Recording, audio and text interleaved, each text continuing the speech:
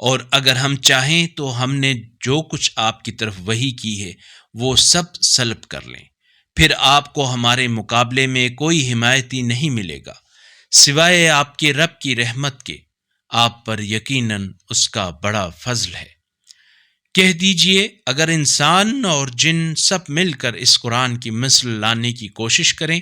تو وہ اس کی مثل لا نہیں سکیں گے، اگرچہ وہ ایک دوسرے کا ہاتھ بٹائیں۔ اور بتحقیق ہم نے اس قرآن میں ہر مضمون کو لوگوں کے لیے مختلف انداز میں بیان کیا ہے، لیکن اکثر لوگ کفر پر ڈٹ گئے اور کہنے لگے ہم آپ پر ایمان نہیں لاتے جب تک آپ ہمارے لیے زمین کو شگافتہ کر کے ایک چشمہ جاری نہ کریں، یا آپ کے لیے کھجوروں اور انگوروں کا ایسا باغ ہو جس کے درمیان آپ نہریں جاری کریں، یا آپ آسمان کو ٹکڑے ٹکڑے کر کے ہم پر گرا دیں جیسا کہ خود آپ کا زعم ہے، یا خود اللہ اور فرشتوں کو سامنے لے آئیں، یا آپ کے لیے سونے کا ایک گھر ہو، یا آپ آسمان پر چڑھ جائیں اور ہم آپ کے چڑھنے کو بھی نہیں مانیں گے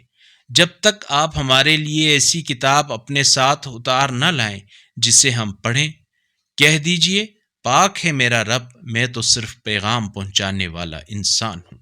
اگر اس قرآنی کلپ نے آپ کے دل کو چھو لیا ہے تو براہ کرم چینل کو سبسکرائب کر لیجئے اور بیل آئیکن کو دبا دیجئے۔ اللہ نور السماوات والارض، اللہ آسمانوں اور زمین کا نور ہے۔